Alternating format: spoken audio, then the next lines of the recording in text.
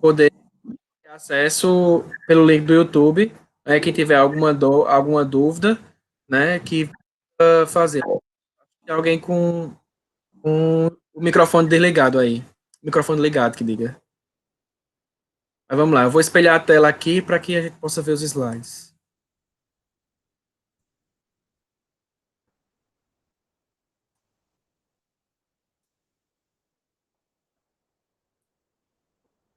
Gente, aquela mesma dinâmica, né? Eu vou dando conteúdo, vou explicando, vou falando, né? Sempre quando vocês tiverem alguma dúvida ou quiserem acrescentar alguma coisa, pode ligar o microfone, interromper, que a gente discute e debate, ok? E vai seguir a mesma dinâmica de todas as etapas do ciclo da água que a gente viu até agora. A gente viu seguir uma dinâmica e evaporação e transpiração, a gente vai seguir a mesma dinâmica, né?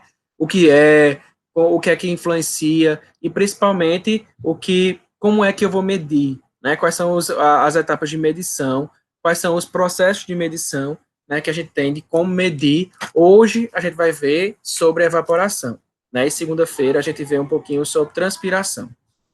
Então vamos lá. Tá dando para ver os slides aí, né? Então, vamos lá, vamos falar um pouco, né, em síntese, o que seria a evapotranspiração, né? O que seria a evapotranspiração? A gente viu até agora, no ciclo da água, todas as etapas, precipitação, né? A gente viu interceptação, a gente viu também infiltração, né? Mas agora a evapotranspiração seria o quê? O retorno da água que foi precipitada, né? É mais uma etapa do ciclo hidrológico, e ela fecha o ciclo hidrológico. Por quê? Porque aquela água que desceu através da precipitação, ela vai subir através e voltar para o início do ciclo lá, fechando o ciclo hidrológico através da evaporação e da transpiração. Não é isso? Então, por isso que evapotranspiração é o conjunto desses dois processos parecidos. Né? Eles são bem parecidos, mas que têm características básicas diferentes, mas que podem ter, né? Eles têm a mesma finalidade, né? Encerrar o ciclo hidrológico, fechar o ciclo hidrológico para que chegue, para que volte, né? Até a atmosfera, para depois essa água voltar através da precipitação, né? Tem outra etapa, né? Que é a gente vai ver outra etapa ainda do ciclo hidrológico, que ainda é o escoamento, né? A gente não está finalizando o nosso estudo ainda do ciclo hidrológico. A gente está vendo um pouquinho de evaporação, né? E um pouquinho de transpiração, né? Para a gente finalizar apenas esse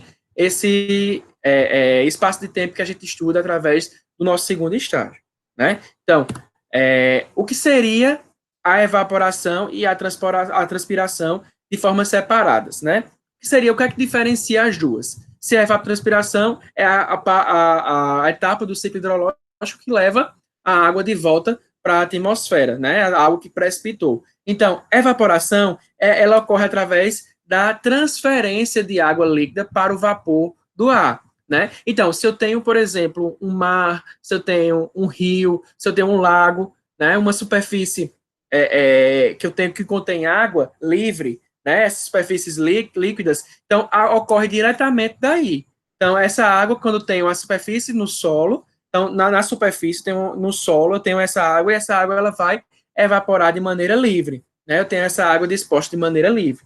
Né? Pode ser também a água que umedece o solo, né, que também esteja em estado líquido, né, de certa forma ela está sendo transferida para a atmosfera através da evaporação. E o que diferencia a transpiração é que a transpiração também é uma transferência da água para a atmosfera, né? Mas essa transferência ela não ocorre de forma livre, como acontece na evaporação. Ela ocorre por meio de uma transpiração vegetal. Então, ela precisa de um vegetal, né? De outro ser, para que essa água ela volte à atmosfera. Né? Então, ela envolve o quê? A retirada no solo, né? As raízes das plantas elas vão retirar a água do solo, que ela entrou no solo como? Através da infiltração. Por isso que tem aí essa dinâmica, né, do ciclo hidrológico, seguindo fielmente cada etapa. né? E esse transporte, ela acontece através da planta até as folhas, e com a transpiração da planta, acontece essa passagem da água para a atmosfera, né? Através dos estômatos da folha. Então, essa água pode acontecer, essa transferência da água para a atmosfera pode acontecer de duas formas. De forma livre, né? Quando a água ela está localizada de forma livre, ou então quando ela está lá no solo, que acontece através da transpiração das plantas, né? Então, o processo é o mesmo, mas acontece por meios diferentes, né? Ou livre, ou por meio da transferência por um ser, por um ser vivo, né? No caso, a planta. Então, essa é a diferença entre a evaporação e transpiração. Aqui, ó, alguns exemplos. Aqui nós temos uma superfície livre, né? Em que a água, através da energia do sol, né? Do calor, a gente vai ver essas influências daqui a pouco, mas tudo isso influencia para que essa água, ela assuma deixe de ser líquida e passe a ser gasosa e que ela chegue até a atmosfera, através do vapor de água. Mas nós temos também o caso das plantas, que as raízes elas puxam a água do solo e ela, através das folhas, dos estômatos, vai acontecer a transpiração e essa água voltar à atmosfera, né? Essa é alguma ilustração da evapotranspiração, né? E quais seriam os conceitos básicos que eu tenho de evaporação? A gente viu evapotranspiração de maneira geral, agora a gente vai focar um pouquinho na evaporação, né? Na aula seguinte, a gente foca um pouquinho na transpiração. Então, a evaporação potencial acontece pelo quê? Eu tenho essa transferência, essa perda de água para a atmosférica através de uma superfície líquida exposta livremente às condições ambientais. Então, eu tenho as condições ambientais, né, que elas vão ser o ponto-chave para que aconteça essa perda de água para a atmosfera, né? Então, eu tenho uma superfície livre de um rio, por exemplo, eu tenho um lago. Então, bateu alguma energia, né, das próprias condições ambientais, e que essa água vai sofrer, né, vai sofrer uma evaporação potencial para que ela chegue até a atmosfera, né? A evaporação real, ela acontece a uma taxa inferior em relação à taxa potencial. Por quê? Porque tem uma deficiência de água no processo, né? Por exemplo, a evaporação da água do solo em uma bacia hidrográfica. Se eu tenho uma superfície líquida, por exemplo, um lago, né? Vai ser bem mais fácil de acontecer a evaporação do que numa superfície onde eu tenho só o solo úmido, né? Então, na evaporação potencial, eu tenho uma superfície líquida de água. Então, eu tenho água na superfície. Já na evaporação real, eu tenho a água dentre os grãos do solo, né, umidificando o solo. Então, é bem mais difícil, é bem inferior à taxa de evaporação em relação à anterior. Né? Então, essa é a diferença entre evaporação potencial e evaporação real. E o que seria perda por evaporação? Né? Como o nome é bem sugestivo, seria o volume de água que evapora, né, de uma unidade por unidade de área horizontal. Né? A quantidade de água, o volume de água em metros cúbicos, né, que evapora em função da quantidade de água que eu tenho, né? Por exemplo, em milímetros. Nesse caso, é em milímetros, né? Então, nesse caso, metros cúbicos por milímetro, por exemplo, né? E que seria a intensidade da evaporação? A gente viu a intensidade da precipitação, né? Que é a quantidade de chuva pelo tempo, milímetros por hora, e também a gente tem a intensidade da evaporação, que é a quantidade, a velocidade com qual a água ela vai evaporar, né? Então, a velocidade com que se processa as perdas por evaporação. Da maneira que nós temos a intensidade de uma precipitação, que é a quantidade de chuva por tempo, em função do tempo, nós temos a quantidade de água que evapora em função do tempo, que é a intensidade da evaporação em milímetros por hora. Né? Então, como é que acontece essa evaporação? A gente sabe, né, lá desde o ensino fundamental, como é que a água, por exemplo, qualquer fluido, ela passa do estado líquido para o estado gasoso, né? Principalmente com o aumento da temperatura, a água ela vai modificar a sua construção de moléculas, né? E isso vai gerar o quê?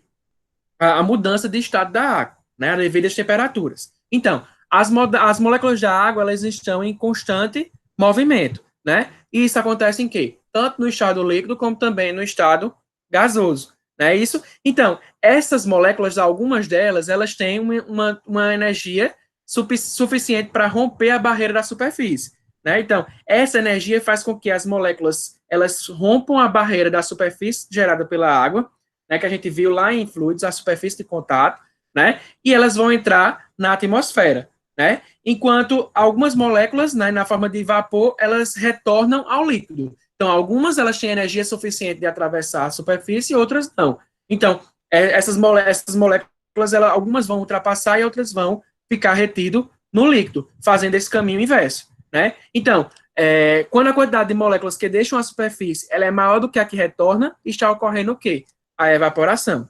Então, eu tenho moléculas, né, tem uma superfície líquida, e essa superfície líquida ela é submetida a determinado calor, né, a determinada temperatura. E essa superfície líquida ela vai gerar moléculas, né, que essas moléculas são bolhas, digamos que bolhas de ar, né, e algumas delas elas têm energia suficiente de atravessar a superfície, né. Então, quando a quantidade de água que através de moléculas que acontece, que passa da superfície da água é maior do que a quantidade que é retida, então eu posso dizer que aí está acontecendo o processo de evaporação.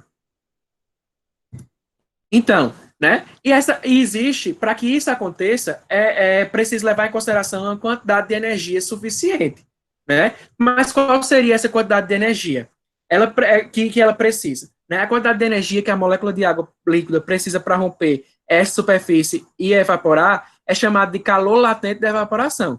Então, a molécula ela precisa atingir esse calor latente de evaporação para que ela consiga evaporar, não é isso?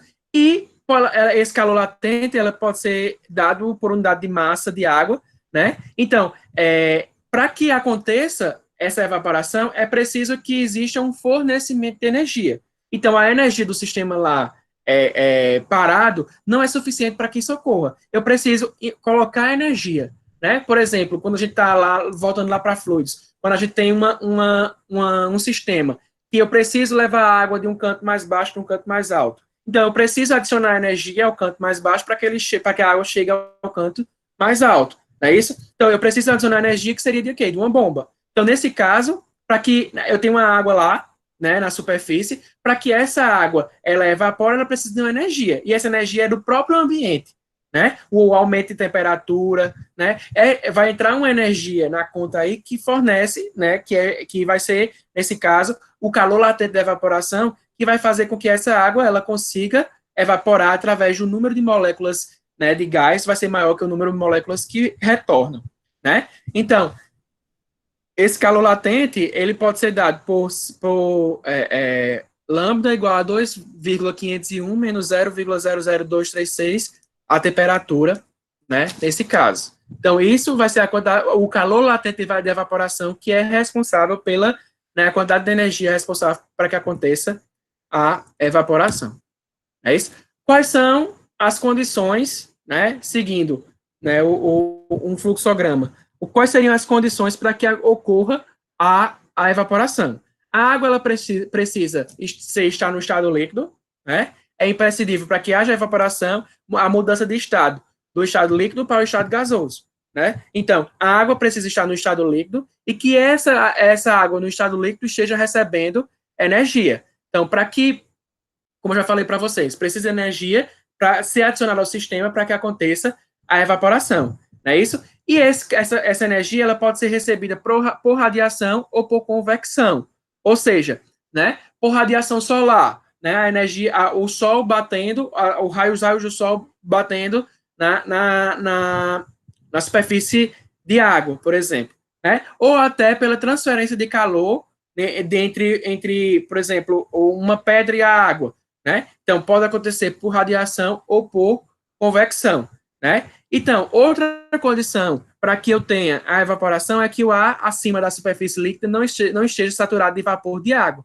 Então, para que a água, para que essa água que esteja nessa superfície livre venha a evaporar, é necessário que o ar que está na atmosfera, né, que esteja sobrepondo essa camada de água, não esteja saturado de vapor, não é isso? Então, se estiver saturado de vapor, não tem como mais preencher mais vapor. Então, por isso que não é preciso que esse ar, né, que esteja acima da superfície líquida, ele esteja com 100% de vapor de água.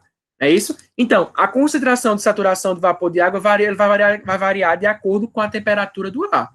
Né? Então, quanto maior a temperatura, maior vai ser a umidade. Por quê? Porque vai ter mais água em transferência. Então, a umidade vai ser maior com o aumento da temperatura.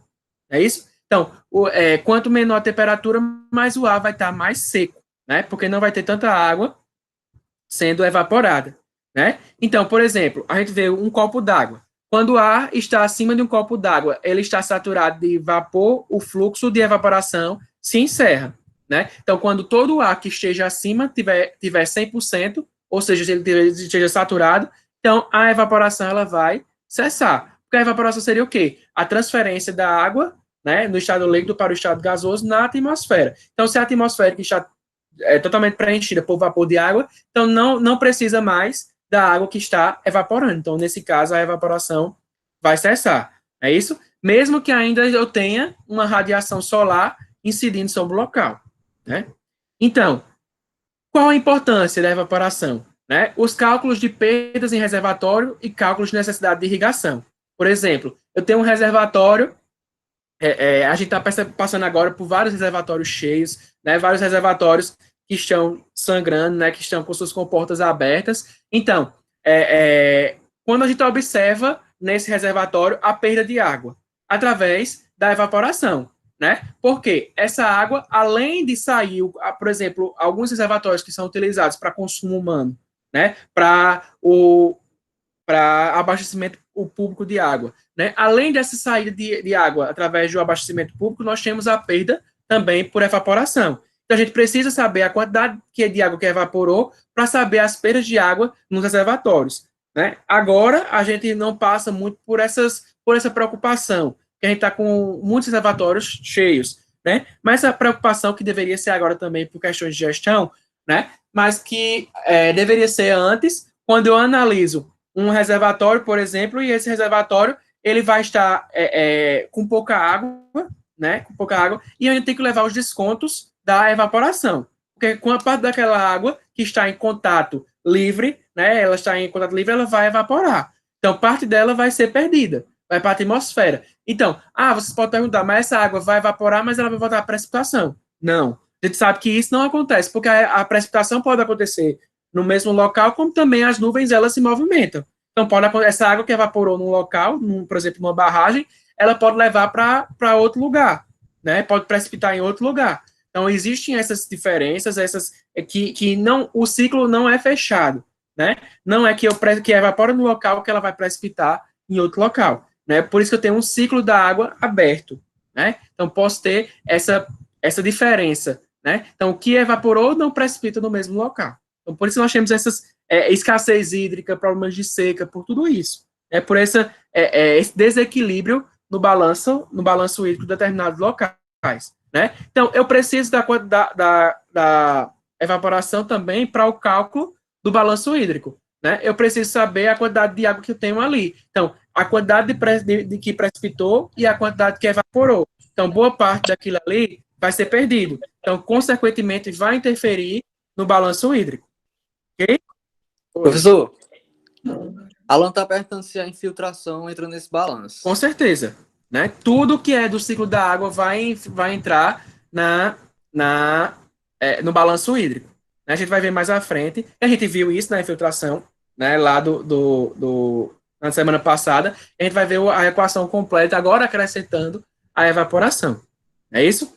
Então, outra coisa, como eu já falei para vocês, operação de reservatórios. Né? Quando a gente tiver, por exemplo, engenheiro de recursos hídricos, que estiver trabalhando, digamos que na ESA, a gente precisa fazer esse balanço. Né? Então, nessa operação de reservatórios, a gente vai ver em função do volume, né, da quantidade de água que eu tenho naquele reservatório, a área que fica submersa a altas temperaturas, ou seja, a área, né, que eu tenho em contato com a atmosfera, e eu tenho que avaliar, a partir disso aí, a quantidade de água que vai evaporar. Né? Eu tenho que saber a quantidade de água que eu tenho de perdas. Então, além das perdas causadas pela transferência, as perdas causadas pelo consumo, né, que saem através do consumo, nós temos também as perdas por evaporação, e devem ser levadas em consideração aqui na operação de reservatórios. Né?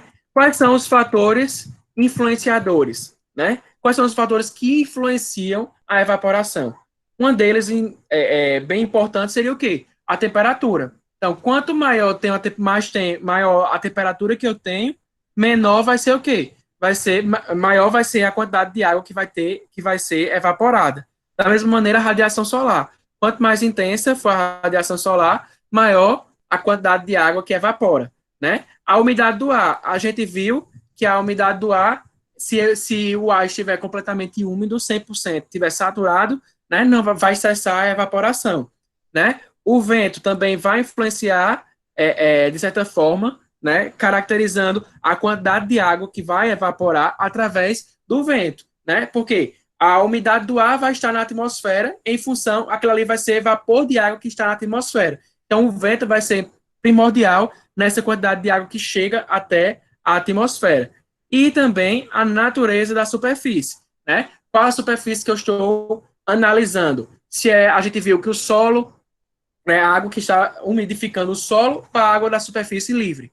Então, essa natureza da superfície vai influenciar também na quantidade de água evaporada. Né? Então, a gente vai analisar uma a uma. Né? Como é que cada uma ela vai influenciar, né, esses fatores, cada um vai influenciar na evaporação. A temperatura influencia como? Né? O aumento da temperatura do ar ela vai aquecer a superfície. Né? Se esse aumento de temperatura vai aquecer a superfície, vai provocar uma evaporação das massas líquidas. Né? Então, nesse caso, o aumento de temperatura vai ser um fornecimento de energia ao sistema. Né? Então, se eu estou fornecendo energia ao sistema, né, de água, então essa água ela vai evaporar. As moléculas de água, de ar de água que estão localizadas lá em bolhas, né, elas vão ser maior do que as que voltam. As que saem vão ser maiores do que as que voltam. Então, vai começar a evaporação. Não é isso? Então, a quantidade de vapor de água que o ar pode conter, ela vai variar com a temperatura. Então, a temperatura ela vai ser tipo um carro-chefe aí. Ela vai mandar de como acontece a umidade do ar e, consequentemente, a quantidade de água que vai evaporar. Né? Como eu já falei para vocês, o ar mais quente ele pode conter mais vapor. Então, quando eu tenho maior temperatura, eu vou ter um ar mais úmido. Né? Mais úmido. Por quê? Porque evaporou mais água. Então, o ar vai estar mais úmido pela presença de água que foi evaporada. Não é isso? Então, o ar mais quente, ele vai favorecer, consequentemente, a evaporação. O ar mais frio vai dificultar a evaporação, porque, assim, não tem uma temperatura necessária, não tem uma adição de energia necessária para ocorrer essa evaporação. Né? Então, consequentemente, quando eu tenho em tempos mais frios, eu vou ter um ar mais seco. Não é isso? Então, quanto maior a temperatura, maior a pressão de saturação do vapor de água. Isso é fato. Não é isso? Então, maior, nesse caso, vai ser a capacidade do ar de receber o vapor. Aqui, ó, um exemplo da temperatura, né, em função da pressão em ATM. Isso vai aumentando a umidade, né, na saturação. Aqui, existe um ligeiro aumento, né, o aumento da temperatura, nesse caso, eu estou aumentando a minha pressão e a umidade, consequentemente, na atmosfera. Né? Então, radiação solar. São coisas bem parecidas e que uma vai afetar a outra. Né? A radiação solar ela vai ser uma energia, como a gente já viu isso nos primeiros estágios, nas primeiras aulas, que a energia fornecida pelo Sol vai ser a energia motora para o próprio ciclo hidrológico. Né? Então, a energia solar vai ser o que vai dar um input, né, no nosso ciclo hidrológico. Né? Então, consequentemente, ele vai afetar diretamente na evaporação da água, né, do solo.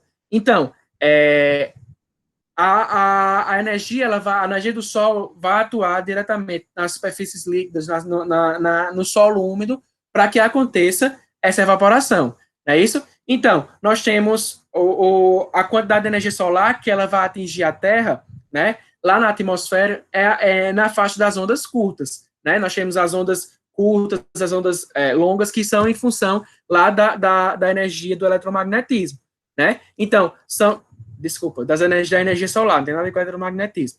Né? Então, são 3 os tipos de radiação solar, que podem ser incidente, refletida e líquida, né? Que elas vão influenciar diretamente, né, como uma energia propulsora do ciclo hidrológico e, consequentemente, da evaporação gerada da água que está na superfície, né? Então, nós temos aqui, ó, a radiação líquida seria igual à radiação incidente menos a radiação refletida, né? Nós temos uma radiação líquida que vai afetar diretamente, porque nós temos os raios do Sol, né? A radiação incidente, 100% da radiação que foi incidente sobre o local, mas parte dessa radiação ela foi refletida, né? Por isso que nós temos a radiação líquida como uma radiação que serve como uma energia, né, necessária para que eu tenha a evaporação, assim como toda a energia do ciclo hidrológico. Né?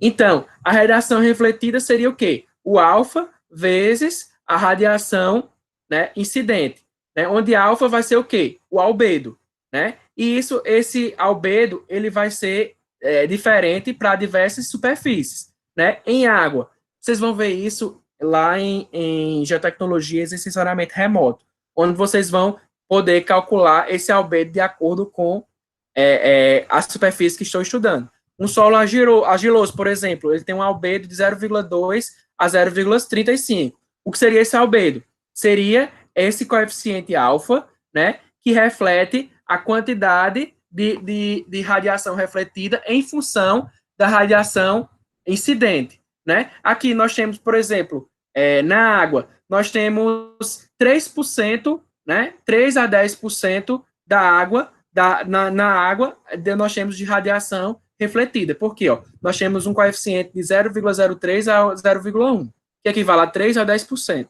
Né? Nós temos de radiação refletida em função da radiação incidente. Não é isso? E nós temos o quê?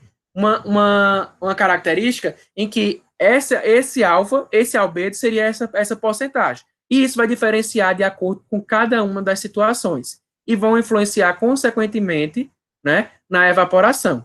Né? Aqui são alguns, de acordo com alguns estudos, né, algumas coeficientes para cada uma dessas situações na superfície que vão dizer a quantidade de radiação que utilizada, né, na evaporação. Né? Porque nem todas a radiação que sai do Sol chega aqui, porque parte dela é refletida. Né? Então, nós temos a radiação refletida e a radiação incidente, que o que a gente utiliza é a líquida, né, nesse caso, que é em função da incidente menos a refletida.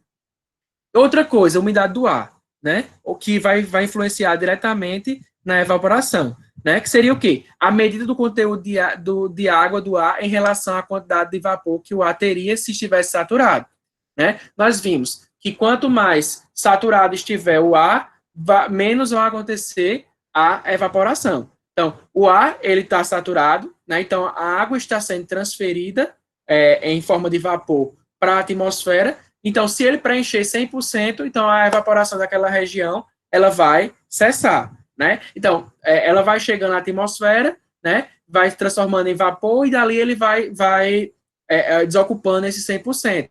Aí começa a evaporação de novo. Isso de acordo com o sistema que está acontecendo aí. Esse caso que é, por exemplo, a energia solar, né, a radiação que é líquida, né, a radiação líquida que é refletida e a incidente, né, a relação entre a refletida e a incidente, também a temperatura, que tudo isso vai influenciar nessa questão da evaporação. Né? Então, eu posso calcular como a umidade relativa do ar, né, que vai influenciar. Então, a umidade relativa do ar é W, que é a massa de vapor pela massa de ar, que é de AWS. né, que é a massa de vapor por massa de ar de saturação. Então, eu posso ter a umidade do ar tendo a massa de vapor pela massa de ar, né, e a massa de vapor por massa, que é WS. Isso vai me dar uma porcentagem, né? E a umidade relativa, ela pode ser expressa também em pressão parcial de vapor, não é isso? Então, cada gás vai compor a mistura, ela exerce uma pressão parcial. É isso que a gente vê lá da química. Então, independente da pressão dos outros gases, é isso? Então, vai ser igual à pressão que exerceria se fosse o único gás a ocupar o volume. Não é isso? Então, nesse caso, nós vamos ter uma umidade relativa em porcentagem, né? E isso aqui vai ser a pressão de vapor no ar. E S, né? Vai ser a pressão de saturação. Tanto que a gente pode calcular essa umidade relativa através da massa de vapor, como também a pressão de vapor. Vai dar o mesmo resultado, né?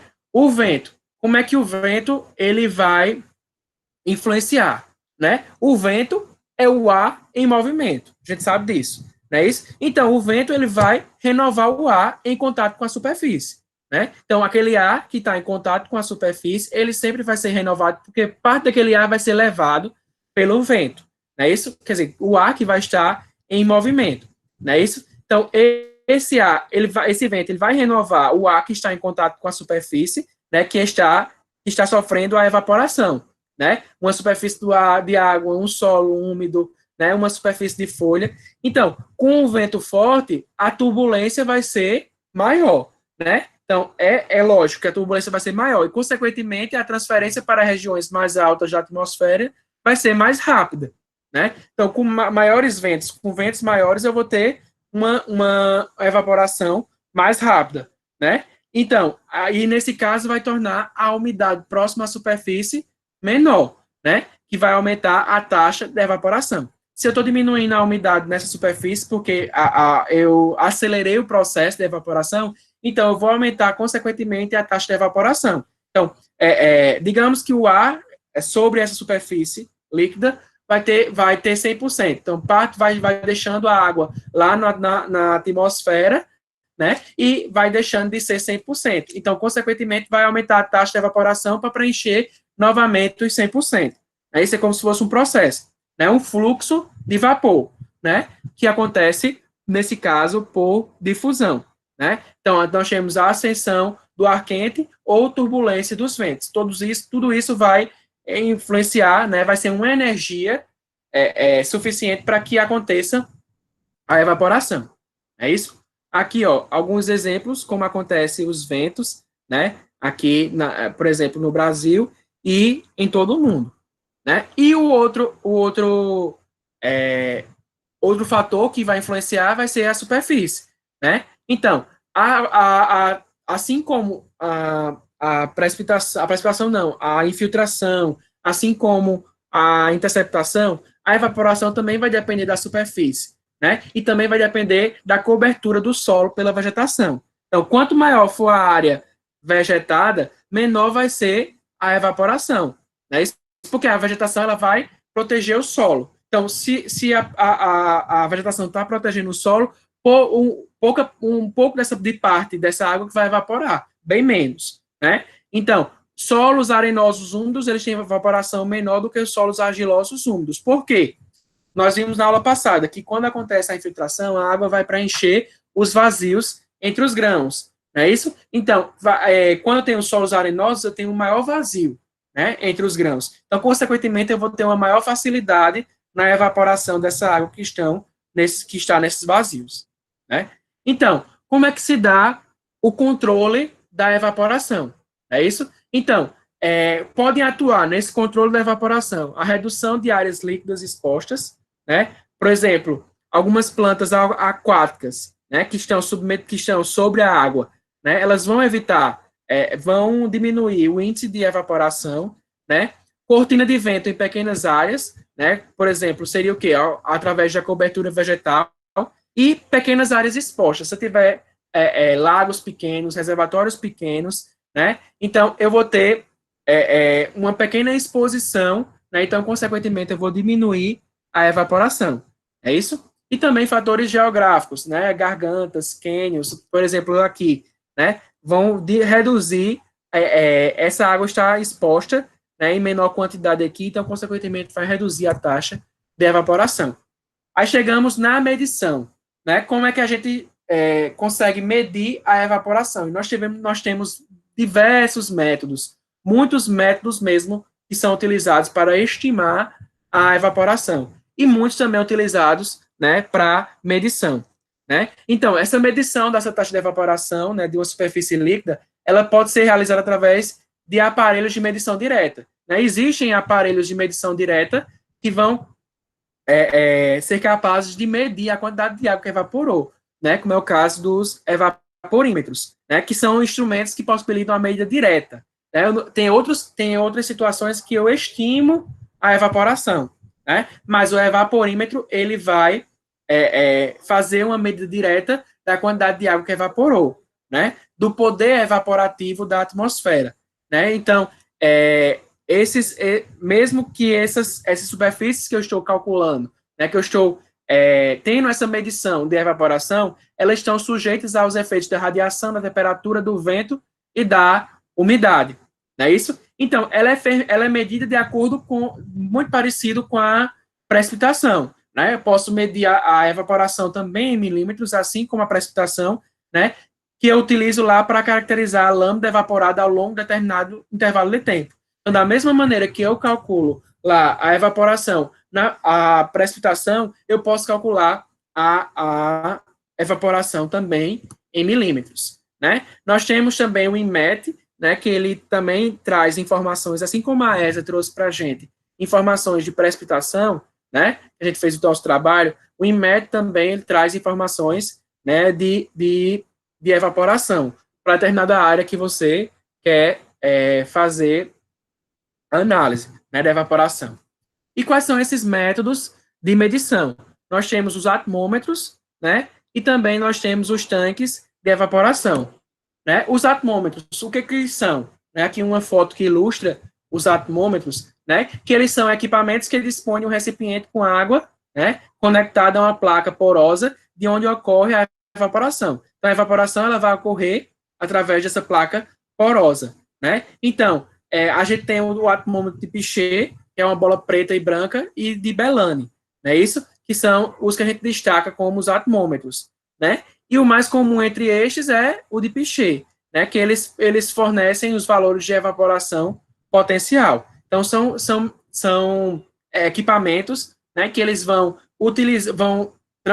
trazer para mim uma quantidade, né, de água que evaporou, sem que eu precise estimar, né? Nós temos tanto esses atmômetros, né, como os métodos também que dão direto, né? Mas nós temos também casos em que a gente faz uma estimativa através do balanço hídrico, né, entre outros métodos que vão nos ajudar, nos auxiliar a calcular a quantidade de água que evaporou, né? E qual é a capacidade de evaporação de determinado reservatório, por exemplo.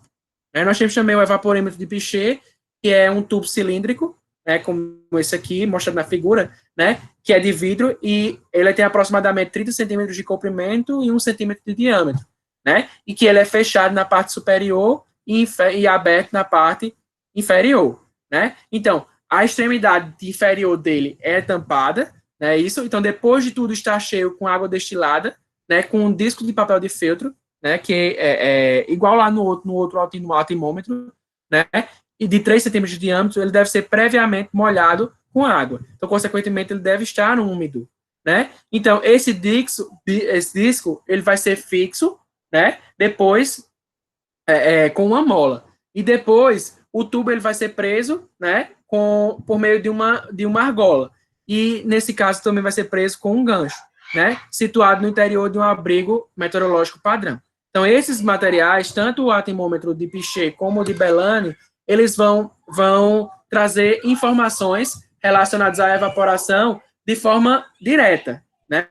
Mas também nós temos também aqui os tanques de evaporação, né? Que devem seguir algumas prerrogativas para que eu consiga calcular e ter a minha evaporação de acordo com o tanque que eu tenho aí, né? Então, nós temos o que seriam esses tanques de evaporação, né? São os tanques que expõem à atmosfera uma superfície líquida de água. Então, eu vou pegar a água, né, vou colocar numa superfície e colocar em contato com a atmosfera, né, permitindo a determinação direta da evaporação diariamente. Então, é bem lógico. Eu tenho um tanque, né, de acordo com as prerrogativas, claro, mas que esse tanque tem algumas dimensões, né, então, essa parte dessa água vai evaporar. Então, eu vou contabilizando a quantidade de água que evaporou. Claro que é fazendo o balanço hídrico, né? Então, o tanque de evaporação mais utilizado é o tipo classe A, né? Que ele é um tanque circular galvanizado ou de metal equivalente. Aí nós vamos ver agora como é que é constituído de materiais esse tanque, como é que se faz esse experimento, né? Para calcular a evaporação. Nós temos um tanque de classe A, que ele é um recipiente metálico, né? Ele tem forma circular, ele tem um diâmetro de 121 centímetros e profundidade de 25,5 centímetros, né? Mas ele deve ter, por causa de reflectância, ele deve ter ele deve ser pintado na cor de alumínio, né? E ele deve ser colocado sobre uma superfície de madeira, né? De 15 centímetros de superfície do solo. Então, tem que ter 15 centímetros da superfície do solo, eu não posso ter contato direto, não é isso? Então, eu devo ter também aí, permanecer que a água esteja variando entre 5 a 7,5 centímetros da borda superior. Eu não posso encher, eu tenho que ter 5 centímetros a 7,5 centímetros da borda superior.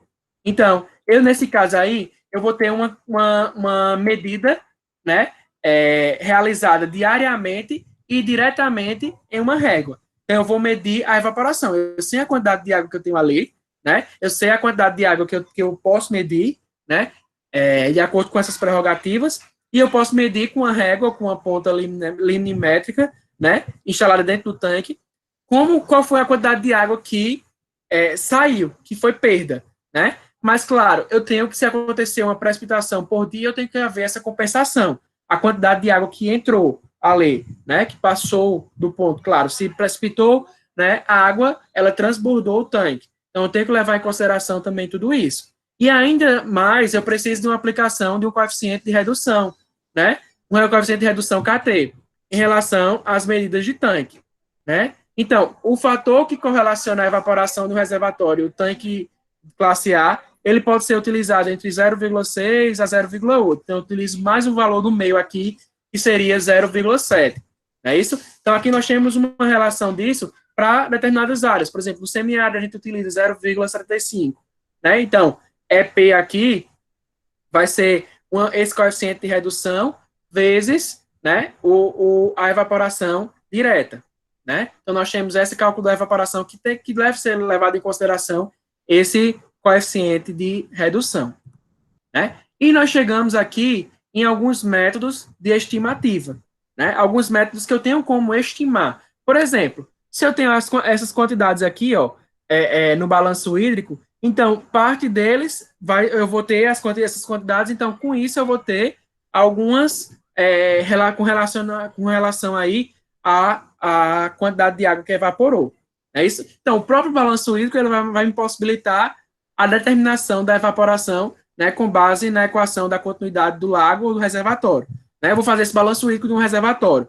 A quantidade de água que entra, a quantidade de água que sai, em tudo. Né? Então, eu tenho o volume em função do tempo, né, dVdt, vai ser igual à vazão total de entrada no reservatório, a quantidade, eu faço isso por dia, por exemplo, a quantidade de água que entrou nesse reservatório, menos a quantidade de a vazão de saída do reservatório, né, a quantidade de água que transbordou, que passou do reservatório, menos a evaporação, né, vezes a área, claro, a área, mais a precipitação vezes a área. Nesse caso aqui, a gente não está levando em consideração a infiltração. Por quê? Nós não estamos levando em consideração. Nós estamos lidando com um reservatório cheio, então a taxa de infiltração vai ser bem ínfima em relação às outras taxas. Né? Então, a infiltração ela vai ser bem pequenininha, então talvez ela não entre na conta, porque ela pode ser muito menor em relação às demais. Então, se ela vai ser muito menor em relação às demais, então, consequentemente, não vou ter ela como uma que vai fazer alguma mudança no nosso cálculo.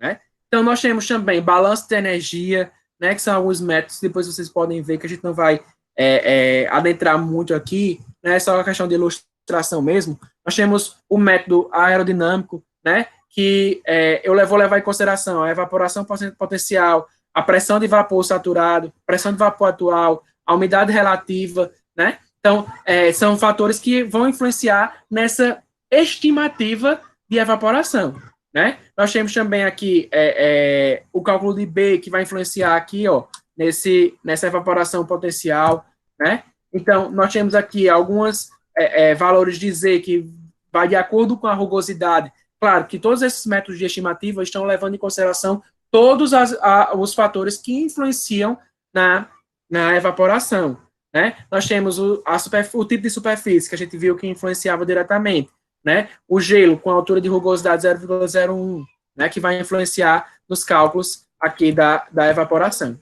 né? Nós temos outro aqui, que seria o método combinado ou de Perman-Monteith, né? Que ele calcula a evaporação considerando os efeitos da radiação e do vento, né? Que a radiação solar e do vento são dois fatores que influenciam diretamente na evaporação, não é isso? Então, ele vai combinar as equações dos métodos do balanço de energia e do método aerodinâmico. Então, ele pegou as duas que eu mostrei a vocês, o método de balanço de energia e do aerodinâmico, e fez uma equação para saber a evaporação potencial em milímetros por dia, né? Também tem Priestley e Taylor, que ele é baseado no fato que em grandes áreas as considerações do balanço de energia eles governam a evaporação. Então, eles botaram um peso aí no balanço de energia, né? Relacionado. Então, muitos deles foi gerando uma construção, né? Através de uma construção, através de estudos que foram realizados para quantificar a evaporação.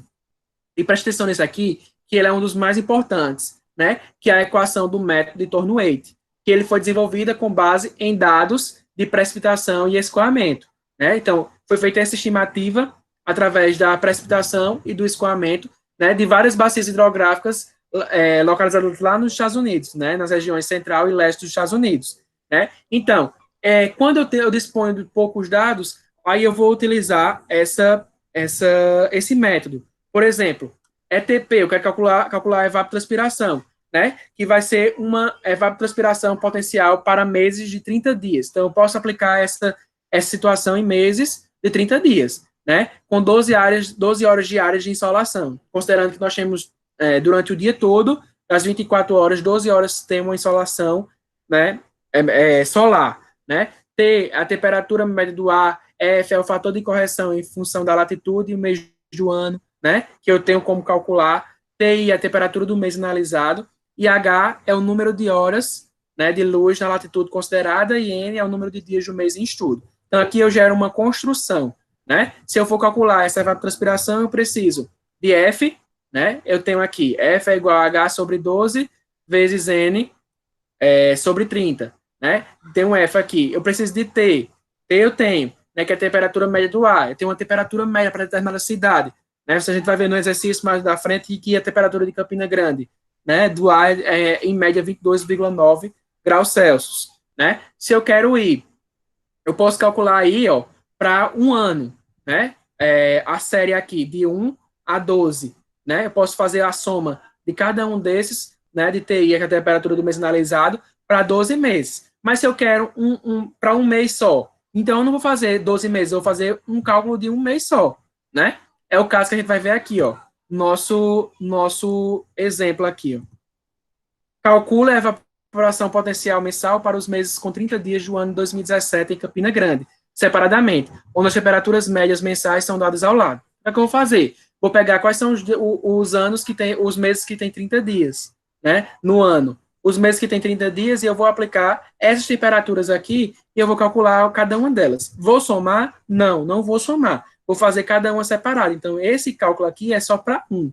Então, eu não vou considerar os 12 meses. Eu vou considerar só um mês aqui, né? Só um mês, nesse caso. Então, e eu vou aplicar na fórmula para que eu tenha. Desculpa, gente, desculpa. Eu vou ter aqui, ó, meu I da fórmula vai ser para os 12 meses. Então, eu vou fazer a série aplicando para cada um desses meses aqui, ó. Tem a temperatura TI, né, de cada uma das temperaturas. Então, I vai ser a soma de todos os meses, desse valor aqui. Então, TI, por exemplo, eu tenho aqui, ó, Janeiro, 23,5, né? Fevereiro, 23,7. Então, vai ser 23,5 sobre 5 elevado a 1,514, mais 23,7 sobre 5 elevado a 1,514, né? Somando I vai ser dos 12 meses do ano.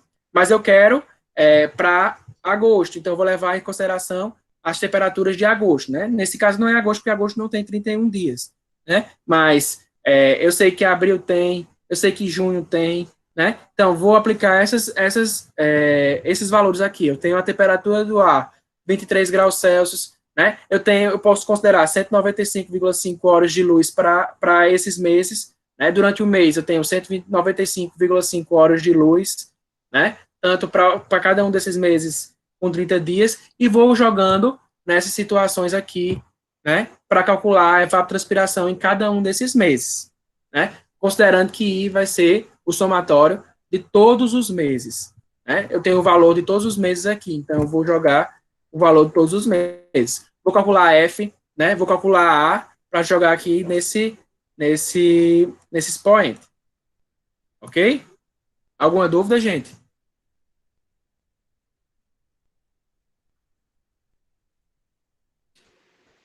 Por enquanto, não. Não, né? Então tá ok. Então, gente, ó, esse exercício aí vocês vão fazer, né? Como vocês, uma espécie de projetinho que vocês vão fazer mesmo, né? Para jogando, só vão fazer nessa fórmula aí. Então, só vão jogando, pegando as informações e jogando lá, para todos os meses em Campina Grande em 2017. Os meses de 30 dias, claro, né? Aí vocês vão fazer isso e enviar para mim segunda-feira, né? Segunda-feira vocês enviam isso aí. Não precisa enviar agora, né? Mas se quiserem pesquisar o artigo de evapotranspiração, é o mesmo processo. Mas eu vou dar 15 dias, né? Porque a gente vai ver transpiração segunda-feira ainda.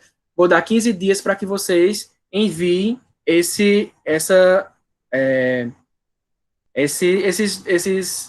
a síntese do artigo, né? Então, segunda-feira a gente vê transpiração. Vocês mantêm até segunda-feira para mandar o exercício e podem começar a pesquisar, mas vai ser um só. Evapotranspiração vai ser um artigo só, né? Se acharem de evaporação, só de evaporação, serve também. Se acharem só de transpiração, serve também. Mas pesquisem evapotranspiração, né? Para de hoje a 15 dias. Ok, gente? Esse material já está disponível, Tibete? Tá, não. Vou colocar. Vou ver se eu coloco hoje ainda para colocar lá Mas no grupo. o exercício também Oi? não, né? O exercício também não está disponível ainda não, né? O exercício está no slide. Ah, tá certo. Entendeu? Entendi. Você quer E as não? notas, Tibete? Oi? As notas. Eita, não consegui corrigir tudo ainda. Eu estou na metade. Eu pretendo até sexta-feira publicar. Mas eu não garanto. É porque Tá certo. tô pegando muita coisa das outras disciplinas também, aí por isso que eu não peguei. Mas artigos, inclusive, eu nem peguei ainda, mas os outros eu já peguei nas outras do primeiro estágio. Tá certo. Ok? Então, gente, Beleza. ok? Então, até a próxima, né? Se cuidem. E até segunda-feira, se Deus quiser. Valeu.